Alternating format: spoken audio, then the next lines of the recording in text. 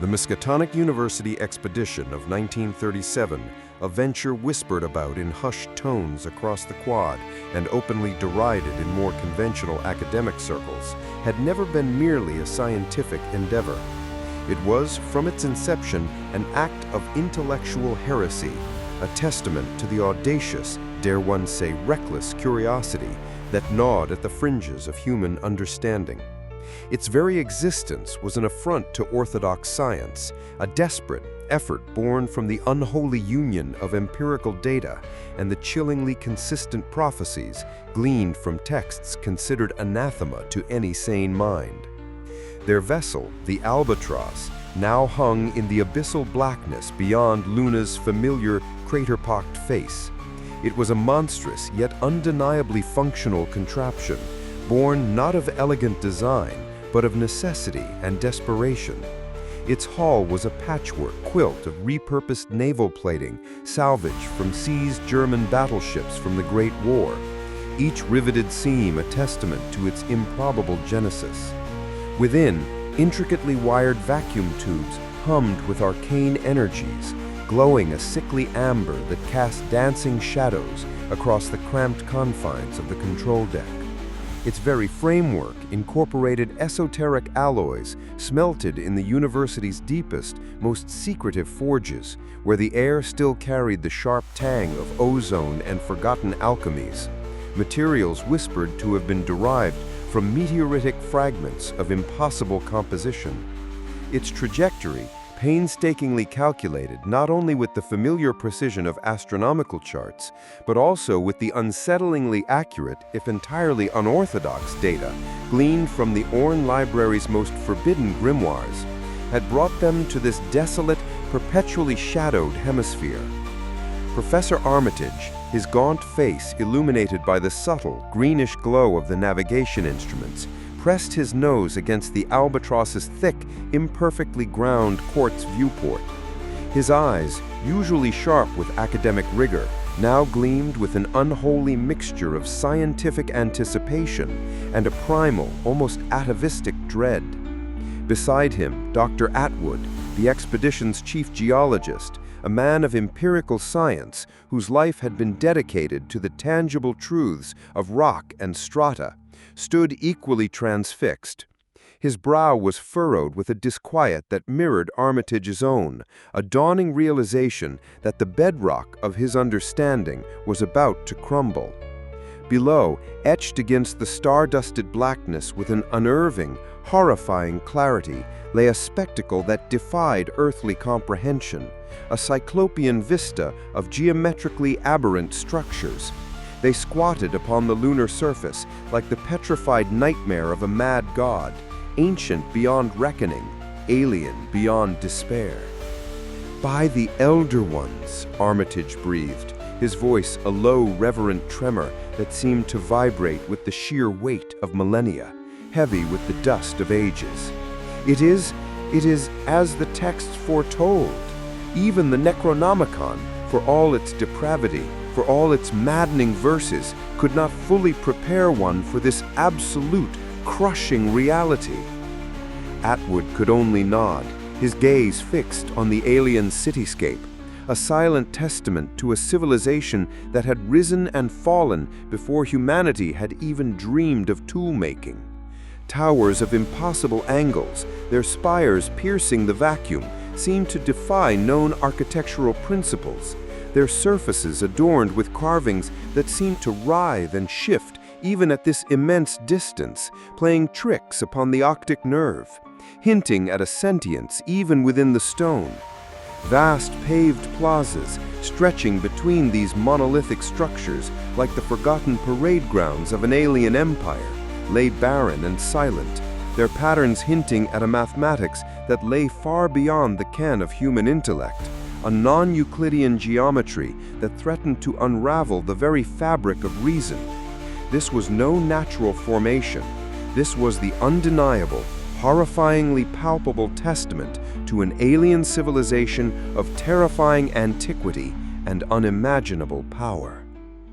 The journey to this cursed celestial body had been fraught with intellectual skirmishes, a constant battle between the rigid dictates of established science and the insidious whispers of forbidden knowledge.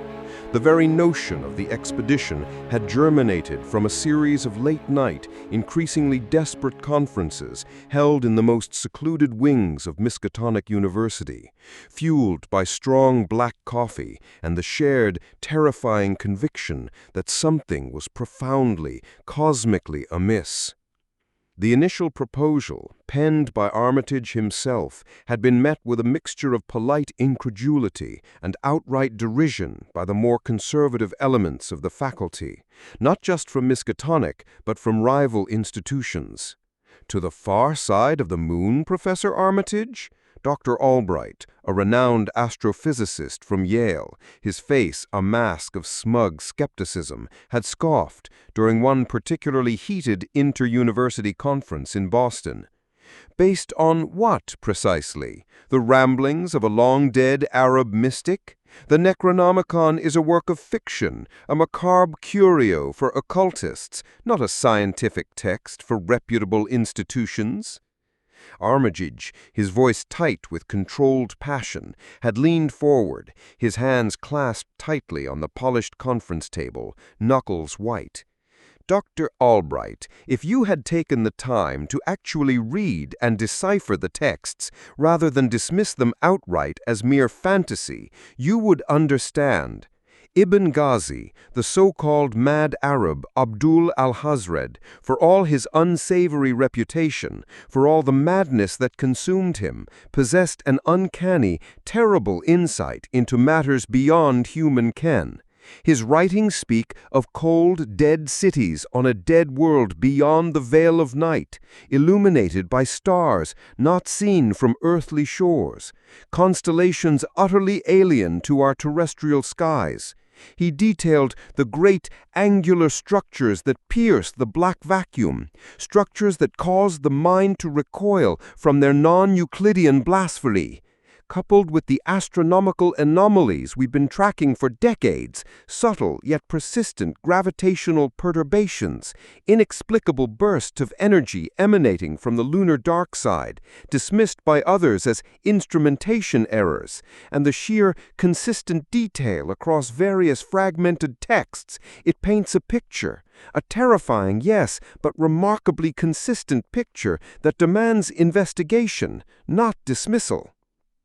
Dr. Eleanor Vance, a formidable linguist and paleographer, whose initial participation in Armitage's clandestine research into ancient, abhorrent languages had been reluctantly scientific, now supported him with a visible tremor in her voice, a new, unsettling certainty in her eyes. The linguistic parallels, gentlemen, between the glyphs described in the Necronomicon as adorning the Antarctic city of the Elder Things by Professor Dyer's ill-fated expedition, and certain recurring patterns we have observed in the spectral analysis of light reflecting from the lunar far-side anomaly are undeniable. We have observed strange, shifting light patterns, almost a non-repeating geometric flicker from the very region described by Al-Hazred. The very phrase, Punglui Maglunaf Cthulhu Relay Wagnol Fatong, is not merely a gibberish incantation. It is a description of a geometry that defies our understanding, a reality that folds in upon itself. We have observed similar folding patterns in the light spectrum reflecting from the lunar anomaly, patterns that, when translated through certain ciphers, seem to describe physical structures.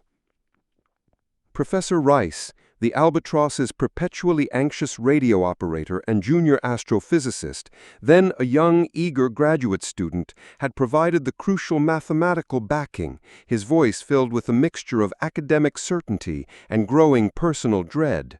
The calculations for these gravitational anomalies, while subtle, are statistically significant beyond any reasonable margin of error. They suggest a massive, non-uniform distribution of mass beneath the lunar surface, directly contradictory to our current models of lunar formation. It's unlike any natural lunar formation. And the energy signatures, they are faint, almost beyond the threshold of detection for standard equipment, but they are there. Sporadic, powerful bursts of unknown origin, precisely where the mad Arab indicated his cold, dead cities would be. We've managed to triangulate some of these bursts, and they emanate from distinct, deep-seated points within the anomaly. It's as if something massive and impossibly old is buried there, shifting, humming with a slow, dreadful energy. The arguments had raged for months, both within the confines of Miskatonic and in the wider, more public academic spheres. The very idea of an expedition to the far side of the moon in the 1930s, using a ship cobbled together from scavenged parts and untested theories, was considered sheer lunacy by most. But Armitage, with the quiet but unwavering support of a handful of equally unorthodox benefactors, scholars of ancient lore, industrialists with a taste for the peculiar, and even a reclusive former senator whose family history was rife with tales of ancestral encounters with the inexplicable, had slowly but surely amassed the necessary resources. The Albatross was the culmination of these whispered conversations, these late-night calculations, and the illicit appropriations of university funds and equipment, and the terrifyingly efficient network of scholarly contacts who shared his esoteric interests. Its very existence was a defiance of sanity, a testament to the irresistible pull of the unknown. Now, hanging above the nightmare city, all theoretical arguments, all academic disputes dissolved into a visceral, undeniable, and horrifyingly palpable reality. Arrival and descent, a world of alien angles. "Prepare the landing party," Armitage commanded, his voice gaining a brittle edge of excitement, a man on the precipice of both profound discovery and absolute terror. "We shall set foot upon this cursed ground and unravel the secrets of a bygone age. Atwood, Mallory, Cartwright, you are with me. Rice, maintain orbital stability and prepare for immediate departure if my signal indicates." The chosen team, a quartet of intrepid, or perhaps irredeemably foolhardy, scholars and technicians, began the laborious, almost ritualistic process of donning their high-altitude suits. These were not the sleek, form-fitting creations of later, more advanced eras, but rather bulky, cumbersome affairs, fashioned from multiple layers of canvas, rubberized fabric, and reinforced metal plating.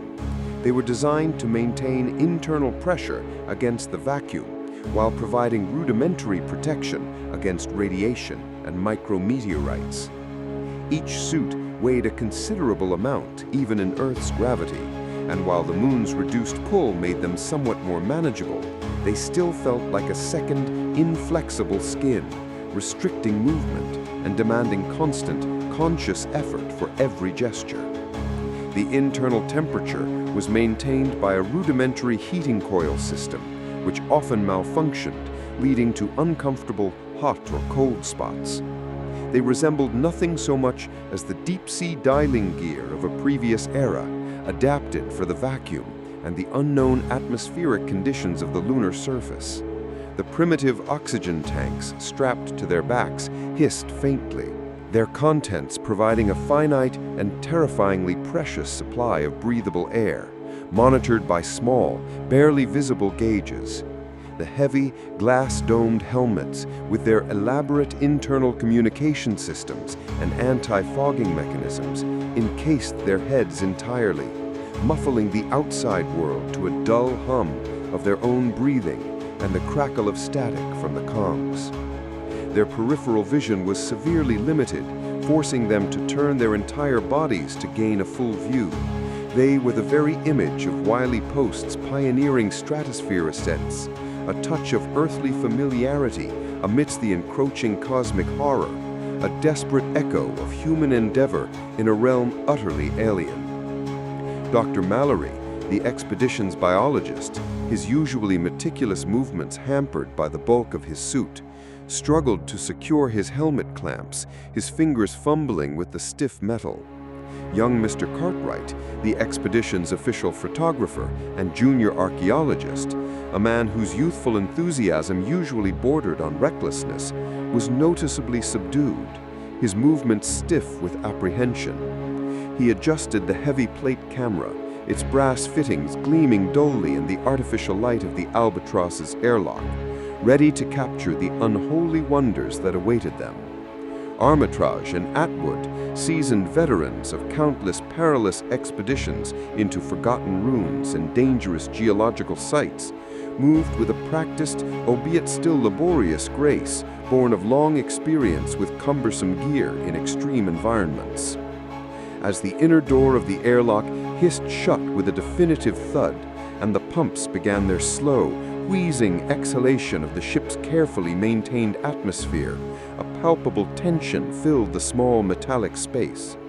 Each man carried a specialized array of instruments and sampling gear, geological hammers and rock bags for Atwood, specimen containers and a bioscanner for Mallory, optical instruments and a compass for Armitage, along with powerful arc lamps designed to pierce a lunar night, their beams capable of cutting through oppressive darkness with blinding intensity. The air grew thinner, colder, until the internal pressure of their suits became the sole barrier between them and the absolute vacuum, the pressure differential causing a faint popping in their ears. The outer hatch creaked open with a groan of stressed metal, revealing the stark, desolate, yet impossibly grand landscape of the far side of the moon. The colossal silhouette of the alien city loomed in the middle distance, its impossible angles stark and unsettling against the dizzying tapestry of the star-strewn void. A profound silence, broken only by the hiss of their breathing within their helmets and the crackle of their comms, pressed upon them, a silence so complete it seemed to absorb all thought, all sound, all hope. They were the first terrestrial beings to witness this spectacle, and the weight of that realization was almost unbearable, their crushing sense of cosmic insignificance. With deliberate, agonizingly cautious movements, they descended the albatross's rudimentary ladder onto the cold, dust-covered surface. The low lunar gravity, while a blessing in terms of reducing their effective weight, tugged at their cumbersome suits in unexpected ways, making each step a deliberate, almost balleritic effort. A single misstep could send one tumbling in a slow-motion somersault that would be nearly impossible to recover from. The arc lamps, once ignited, cast long, distorted shadows that danced and flickered across the uneven terrain, lending a grotesque air to their surroundings. The lunar dust, fine as talcum, clung to their boots with an unnerving tenacity, leaving crisp, undeniable imprints of their passage. The ground underfoot was surprisingly rigid, a fine grit over ancient, unyielding bedrock. As they began their laborious trudge toward the Cyclopean ruins, the sheer scale of the Old One's architecture became even more overwhelmingly apparent.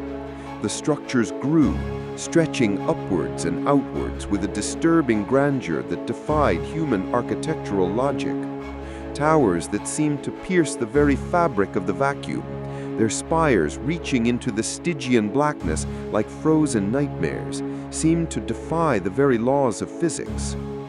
Their surfaces, even from a distance, appeared to be covered with intricate non-Euclidean carvings that hinted at alien processes of thought and creation, patterns that seemed to shift and shimmer in the periphery of their vision, causing a peculiar eye strain.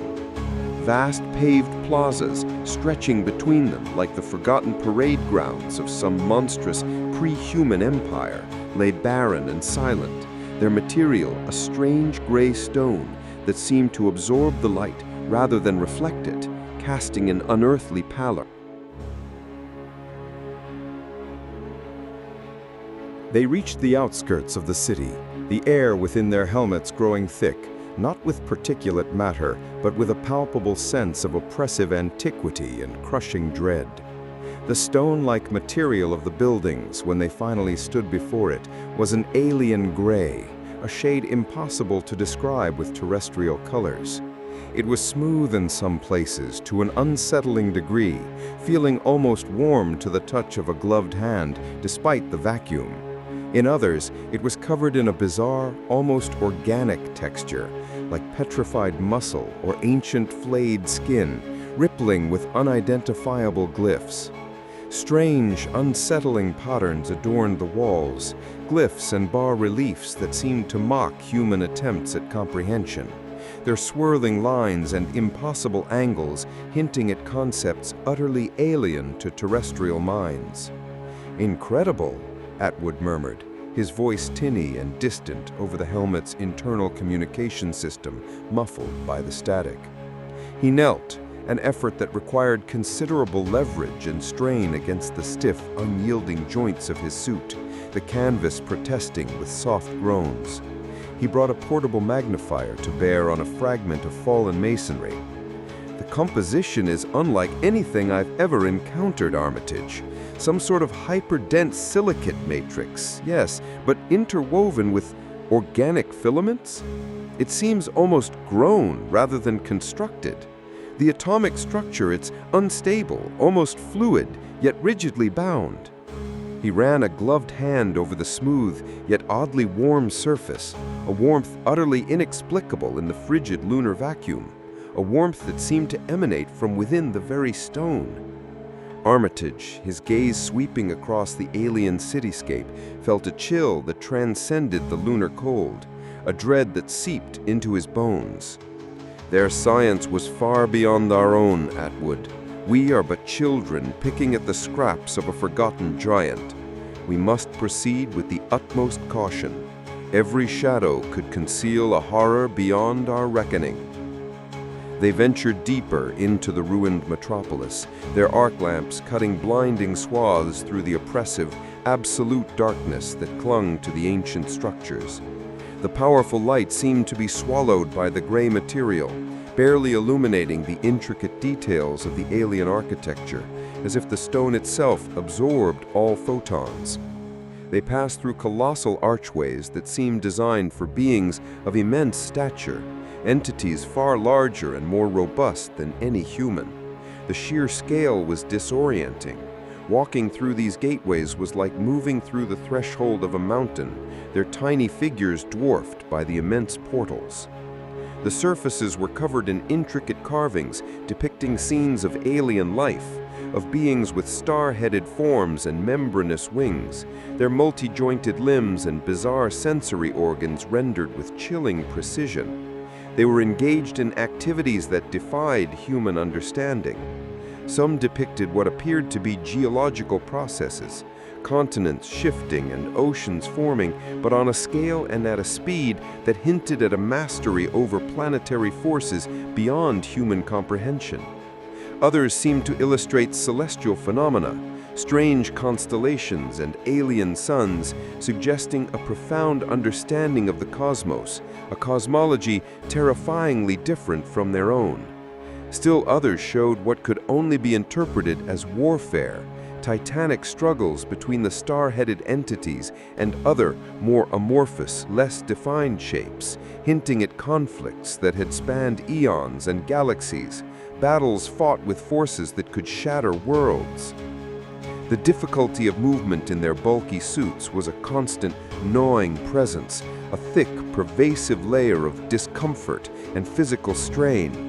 Each step was a deliberate, weighty act, a battle against the suit's rigid structure and the unfamiliar lunar gravity. The joints of their suits creaked and groaned with every bend of knee or elbow, the rubberized fabric straining, the metal hinges grinding softly. To raise an arm to point, to bend down for a closer look, or to simply turn their heads within their helmets, each action required a conscious expenditure of effort, quickly leading to fatigue that settled deep in their muscles. The oxygen inside their suits, recycled through rudimentary scrubbers, grew stale with the effort, making their breathing heavier, their minds less sharp, a dull ache beginning behind their eyes. The constant hiss of their life support systems was a monotonous lullaby, a grim reminder of their precarious existence in this hostile environment. Their field of vision, severely limited by the circular glass of their helmets, forced them to turn their entire upper bodies to observe their surroundings, further adding to their cumbersome movements and contributing to their growing disorientation. They stumbled often, saved only by the low gravity. Their fingers, clumsy and thick gloves, struggled with the delicate instruments. Simple tasks like adjusting a camera lens or securing a sample bag became monumental struggles of dexterity. Echoes of ancient horrors, the old ones and Shoggoths. Then, within a vast, partially collapsed structure that might have once been a temple or a palace, its interior shrouded in perpetual shadow and filled with a cold, dry wind that stirred no dust, they found them. This colossal chamber, its domed roof shattered to reveal the stars above, was littered with debris of cyclopean columns and intricately carved friezes that lay in broken fragments. Here, amidst the shattered grandeur, amidst the silence of a forgotten age, they discovered the mummified remains of the old ones themselves. Lying scattered amidst the debris, preserved by the absolute vacuum and the chilling cold of the lunar surface, were their leathery, star-crowned heads, with their intricate patterns of cilia and small black orifices that might have served as mouths or sensory organs. Their multi-jointed limbs, oddly segmented and ending in peculiar, star-shaped appendages that looked like both hands and feet, were remarkably preserved. They were larger than any terrestrial creature, easily 10 to 12 feet in length, their forms strangely unsettling in their blend of the vaguely organic and the utterly alien, a grotesque parody of life itself. Their skin, a leathery gray-green like ancient parchment, was pulled taut over their skeletal structures, revealing the grotesque contours of their ancient anatomy, hinting at internal organs of impossible configuration. Some lay in postures that suggested a sudden, violent demise, limbs twisted at unnatural angles. Others seemed to have simply folded in upon themselves as if in a final, agonizing slumber. Their multi-lobed brains collapsed inward. Mallory, his gloved hands trembling slightly within the cumbersome suit, carefully examined one of the corpses. The fine lunar dust had settled on the bodies, outlining their bizarre forms like morbid sculptures. He knelt, a laborious effort that caused his suit to creak loudly, and brought a portable spectroscope to bear. "Remarkable," he murmured, his voice tinny and distant in the comms echoing in his helmet. "The cellular structure is still partially intact. It appears they were highly complex organisms with a unique respiratory and circulatory system. No lungs as we understand them, rather a series of internal sacs and tubules. The vascular system seems to be based on a non-aqueous fluid, almost a silicate-based plasma. And these star-shaped appendages at the end of their limbs, they appear to be both manipulative and locomotory. They could have gripped and moved with equal facility across various terrains, perhaps even in vacuum. A truly adaptable, terrifyingly efficient design." He carefully took a small tissue sample, the fine dust on the bodies outlining their bizarre forms like morbid sculptures. He knelt, a laborious effort that caused his suit to creak loudly, and brought a portable spectroscope to bear. Cartwright, his face pale despite the confines of his helmet, his eyes wide and fixed on the grotesque scene, diligently photographed each gruesome discovery. The flash of his magnesium lamps momentarily illuminated the grotesque forms of the long-dead aliens, casting stark, fleeting shadows that danced like phantoms in the ancient gloom, giving them an eerie, fleeting semblance of life. He meticulously documented the strange carvings on the walls of the collapsed chamber, which appeared to detail the old one's life cycle, their methods of reproduction, and their strange communal existence. He also captured the bizarre, unidentifiable technology that lay scattered around the ruins, strange metallic spheres that pulsed faintly with residual energy, oddly shaped crystalline devices that seemed to refract light in impossible ways, and instruments whose purpose was utterly inscrutable, their functions perhaps tied to senses humanity did not possess. Every angle, every detail of this alien necropolis was captured on his precious glass plates, a grim record of a cosmic encounter. The clicks and whirs of his camera, usually reassuring, now sounded like the frantic beating of a trapped insect's wings. As they continued their exploration, the oppressive atmosphere grew heavier, colder, as if the very air itself held the weight of untold millennia, a silent, pervasive chill that seeped into their very souls. They encountered other, even more disturbing remains. Twisted, amorphous masses of black tar-like material lay scattered throughout the city, often near the skeletal remains of the old ones, as if they had died in a struggle against these things. These were the remnants of the Shoggoths, the protoplasmic slaves of their ancient masters, now reduced to grotesque, petrified puddles of what had once been living, undulating horror. Some showed signs of violent dissolution, as if they had been subjected to some unimaginable, agonizing force, their forms frozen in mid-collapse, their surfaces rippled and bubbled with the grotesque agony of their demise. One particularly large mass had solidified into a grotesque, multi-eyed form, its vacant, unblinking gaze seemingly fixed on some unseen terror beyond the veil of time. Another seemed to have violently exploded outward, its tar-like remnants splattered across a nearby wall, leaving an unsettling, Rorschach-like pattern of pure blackness against the gray stone. Mallory tentatively collected samples. The very act of scraping the petrified horror sent a fresh wave of revulsion and dread through his already strained nerves.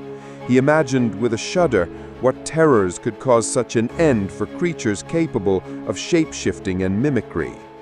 They had been on the surface for what felt like hours, although their internal chronometers indicated only 2.5. Their oxygen supplies were slowly but inexorably depleting, a constant low alarm sounding in the back of their minds. Their bodies ached from the strenuous exertion in the cumbersome suits, their muscles screaming with fatigue. The initial thrill of discovery was slowly giving way to a gnawing sense of unease, a feeling of being watched, of being in a place where humanity did not belong, a place that held secrets too old, too vast, too terrible for mortal minds. Suddenly, a frantic voice tore through the oppressive silence in their helmet receivers, jarring them with the force of an air raid siren.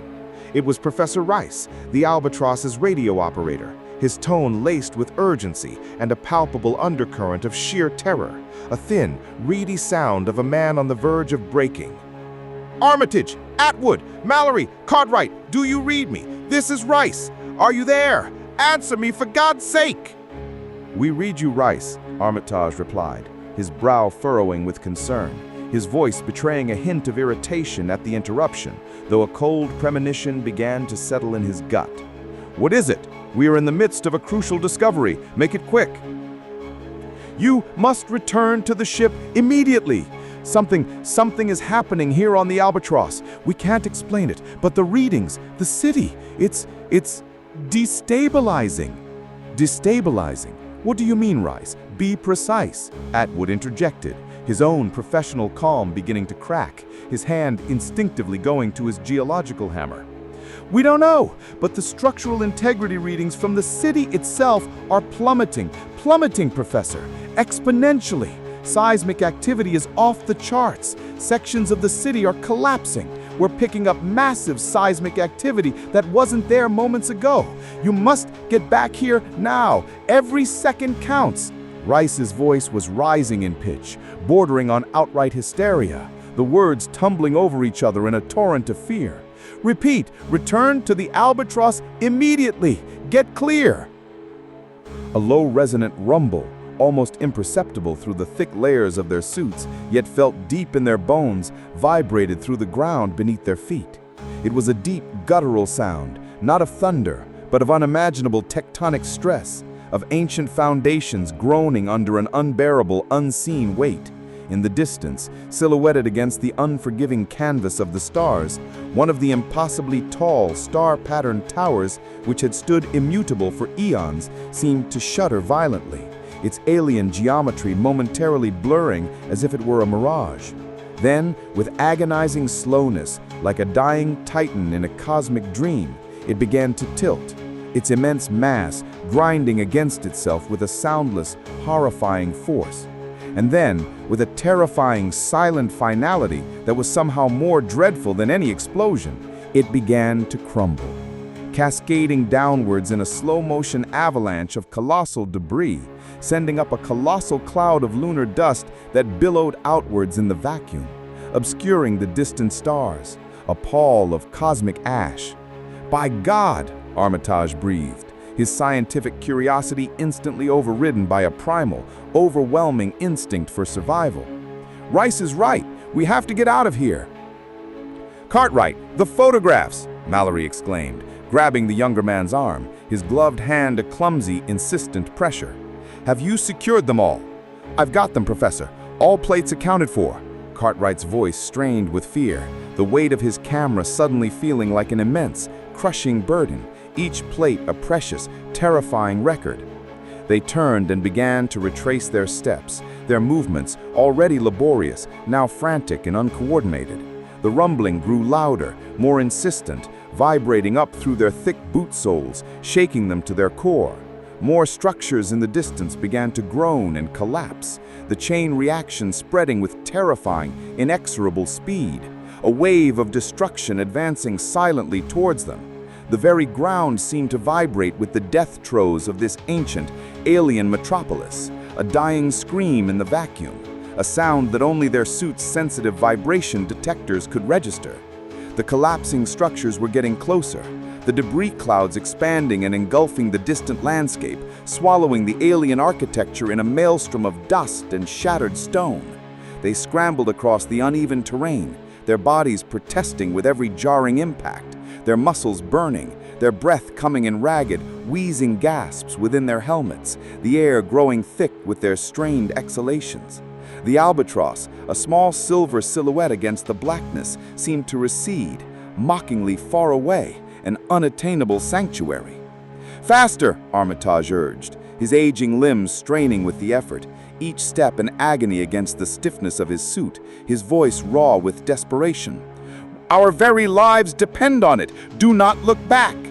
They reached the base of the landing ladder, their hearts pounding against their ribs, a frantic rhythm that echoed in their ears, deafening them to everything else. One by one they clambered aboard, their movements frantic and uncoordinated, their gloved hands slipping on the cold metal rungs, their bodies scraping against the hull. Atwood was the last to enter the airlock, his bulk barely squeezing through the narrow opening just as a colossal section of a nearby, previously stable structure groaned, shuddered, and then crashed to the ground with a silent, yet somehow deafening impact that sent tremors through the entire lunar surface, almost jarring the ship itself. The inner hatch of the airlock slammed shut with a clang that reverberated through the metallic chamber, sealing them in, and the pumps whirred to life, rapidly repressurizing the airlock with a violent rush of air. Before they even had a chance to remove their helmets, to draw a single unpressurized breath, the albatross lurched violently. With a terrifying screech of metal, a roar of unimaginable power from its archaic engines, and a surge of acceleration that plastered them back against the inner walls of the airlock, crushing them into the cold metal. The ship shot upwards. They were airborne, hurtling away from the collapsing city at a velocity that defied belief, long before the outer hatch of the airlock had fully sealed. The rapid ascent was brutal, their bodies protesting against the sudden and extreme acceleration, their vision blurring at the edges, their stomachs churning. Their suits, designed for pressure, not for such G-forces, groaned and buckled around them, threatening to rupture. Finally, with a shudder that ran through the entire vessel, vibrating every rivet and panel, the albatross stabilized in a high orbit, 1,000 miles above the ravaged surface of the moon. The ground team, shaken, disoriented, and nauseous, their ears ringing, were finally permitted to remove their helmets. The air in the main cabin, though stale with the scent of ozone and fear, felt like a luxury after the recycled confines of their suits. "What in God's name was that?" Mallory gasped, his face pale and streaked with sweat, his hair plastered to his forehead. "Why did you take off like that, Rice? We could have been killed in the airlock. We barely made it out." Professor Armitage, his own face grim and etched with exhaustion, his eyes still holding the terror of the moon, gestured towards the large quartz viewing port. "Look, gentlemen, that is your explanation." They crowded around the viewport, their eyes widening in disbelief and dawning horror. The alien city, which had appeared so remarkably intact upon their arrival, so grand and silent in its ancient decay, was now a scene of utter, incomprehensible devastation. Colossal towers lay shattered like broken toys, their impossible geometries reduced to rubble. Vast sections of the metropolis had vanished entirely, swallowed up by gigantic sinkholes or buried beneath mountains of debris. The once proud alien skyline was now a jagged, chaotic ruin, a gaping, fresh scar on the lunar surface. The speed of the collapse was incomprehensible, as if some slumbering cosmic entity had finally stirred and with a silent, terrible sigh decided to erase this ancient blemish upon the lunar surface. It was as if a vengeful hand, unseen and omnipotent, had simply swept across the moon, erasing millennia of alien history in a matter of minutes. The walls of Jericho, in comparison, seemed to have fallen with gentle grace. It's gone," Cartwright stammered, his voice barely a whisper, his youthful confidence utterly shattered, replaced by a profound, vacant dread. Professor Rice, his face drawn and pale, his eyes wide with a residual terror that would haunt his sleep for years, joined them at the viewport. He looked as if he had aged 10 years in as many minutes. "The sensor readings went wild just before it started, Professor. Some kind of massive energy surge, emanating from deep within the city. It was like a pulse, an enormous destructive throb. And then the whole thing just tore itself apart. There was nothing we could do but get you out of there. We barely made it out ourselves. The albatross strained to its very breaking point." Back on Earth, weeks later, after a quiet, undramatic return, the expedition's findings were met with a mixture of awe, disbelief, and a profound, lingering unease. The photographs taken by Cartwright were meticulously analyzed, projected onto large screens in the Miskatonic University lecture halls, pored over by scholars from around the globe, their faces etched with a peculiar mixture of fascination and fear. They revealed the bizarre architecture in chilling detail, the grotesque mummified remains of the old ones and their Shoggoth slaves, and the unsettling glyphs and carvings that hinted at a history stretching back into unimaginable epochs, a history that defied human understanding of time itself.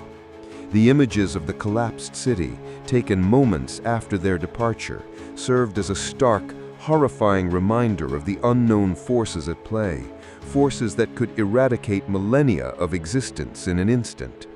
As the learned men of Miskatonic pored over the photographic evidence, cross-referencing it with the now revered notes of Professor Dyer and the fragments of the Necronomicon, a particularly intriguing series of images captured their attention. Among the countless depictions of the lunar city, Cartwright had inadvertently photographed a section of a collapsed wall that bore a striking, almost identical resemblance to certain geological formations on Mars, formations that had long puzzled astronomers and geologists alike. These formations, previously dismissed as mere optical illusions or natural erosion patterns, suddenly took on a terrifying new significance. Further, painstaking analysis of the intricate patterns within the exposed rock in Cartwright's photos revealed what appeared to be stylized depictions of structures structures that mirrored in their unholy alien geometry the very ruins they had encountered on the moon. The resemblance was too precise to be mere coincidence, too specific to be dismissed as pareidolia. There were distinct lines, repeating symbols, and a familiar angularity that screamed of the old ones. A hushed, almost feverish excitement filled the halls of the university. Could it be that the old ones had not only inhabited Earth and its satellite, but had also established a presence, a colony perhaps, even another great city on the Red Planet? The implications were staggering, hinting at a cosmic empire of unimaginable scope and antiquity, a civilization that had spanned across planetary bodies before humanity had even dreamed of fire. The very notion sent shivers down the spines of even the most hardened academics, yet the allure of such a discovery was undeniable, the siren call of forbidden knowledge. Professor Armitage, his eyes gleaming with renewed purpose, a man once again possessed by an unholy obsession that bordered on madness, addressed the assembled faculty and visiting scholars. His voice, though still weary from the recent ordeal, resonated with a chilling conviction, carrying the weight of his terrifying experience. "Gentlemen," he declared, his gaze sweeping across the faces of those who listened, faces now wrapped with a mixture of fear and insatiable curiosity. "Our discoveries on the moon have opened a window onto a history far more ancient and terrifying than we ever conceived. But I believe that history extends beyond our satellite. The evidence is now compelling, undeniable. It suggests a similar, perhaps even more extensive civilization existed on Mars. We must find the resources to mount another expedition, to unravel the mysteries that lie buried beneath the Martian dust. The knowledge we seek may be terrible, but it is knowledge nonetheless, and it is our duty, our terrible burden, to acquire it, no matter the cost." A murmur of agreement, an almost collective nod of intellectual hunger, rippled through the room. The lure of the unknown, the insatiable thirst for forbidden knowledge, far outweighed the inherent dangers, the recent brush with cosmic horror on the moon merely whetting their appetites for more. The learned men of Miskatonic, undeterred by their harrowing experience, their minds strangely resilient to the cosmic dread, were already contemplating the logistics of a journey to the Red Planet, their minds buzzing with theories and speculation, drawing diagrams, making calculations, their scientific zeal blinding them to the potential consequences, to the ultimate, inevitable price of such a quest. The final unspoken terror, as the meeting adjourned and the professors dispersed to their respective departments, their minds already racing with new research proposals and funding requests. The radio operator, young Mr. Cartwright, quietly approached Professor Armitage. He seemed hesitant, his usual cheerful, almost naive demeanor replaced by a shadow of deep, unshakable unease. His face was pale, drawn and haggard, his eyes wide and unfocused, as if staring at something far beyond the university walls, something only he could perceive. He clutched his worn cap in his hands, twisting it nervously. "Professor," he began, his voice low and serious, barely audible above the shuffling of feet and the murmur of departing conversations. "There's something I haven't told anyone. Something I saw while we were in orbit, just after the city collapsed. Something—" Armitage turned, his keen eyes, accustomed to discerning hidden truths in ancient texts and unsettling landscapes, fixed on the young man's troubled face. He sensed a profound, unsettling revelation coming, a final crushing blow to their already fragile understanding of the cosmos. "What is it, Cartwright? Speak plainly. We have faced much and can face more. Do not hold it back." While the city was collapsing, Cartwright said, his voice barely above a whisper, as if speaking too loudly might somehow summon what he had seen, as if the very memory were a dangerous incantation. I was looking out this very viewport, the one we all looked through when we saw the ruins crumble, and I saw something else. Something that shouldn't have been there. Something that defies everything. He paused, his gaze drifting towards the star-dusted sky visible through the university windows, a sky that now seemed to hold a new, terrible, unspoken secret, a lurking horror beyond the visible spectrum. He took a shaky breath, his body trembling almost imperceptibly. It was more black than space itself, a complete, utter absence of light, deeper than any shadow, deeper than the void between stars. It seemed to absorb the very light around it, pulling in even the faint luminescence of the distant nebulae. And it was large, impossibly large, colossal. Large enough that it blocked out the very stars behind it, completely eclipsing them, as if a hole had been torn in the fabric of the universe itself. It had no discernible shape, no form, only an absolute, crushing blackness. It was there for only a moment, a fleeting, terrifying instant, just as the city vanished below, consumed by its own demise, and then it was gone. Swallowed by the blackness it itself emanated, or perhaps it was never truly gone.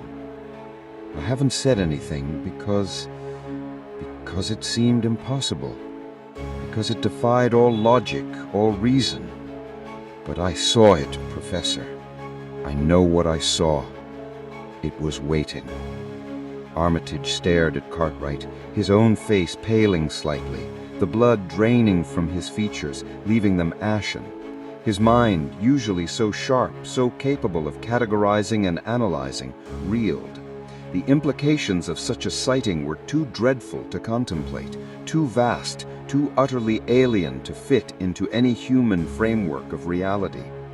Something vast and unseen, something that dwarfed even the cyclopean ruins of the old ones, lurking in the black gulfs between the stars, a cosmic entity of incomprehensible power and malevolence, a true outer god, watching, waiting. Had they merely scratched the surface of a cosmic horror that extended far beyond the ruined city of the old ones? A horror that had merely stirred from its ancient slumber, disturbed by their brief, insignificant presence, perhaps even angered by the destruction of its ancient playthings? A cold dread, more profound and unsettling than anything he had felt on the lunar surface, settled in Professor Armitage's heart. A chilling knowledge that threatened to freeze his very soul. The secrets they had unearthed were far vaster and more terrifying than they could have ever imagined. Their quest for knowledge had led them to the precipice of an abyss, and he couldn't shake the chilling feeling that they had only just begun to glimpse the unspeakable horrors that lay within. The universe, it seemed, held terrors far older and far more potent than the ruined city of the old ones, and Miskatonic University had inadvertently stumbled upon a chilling testament to their cosmic insignificance.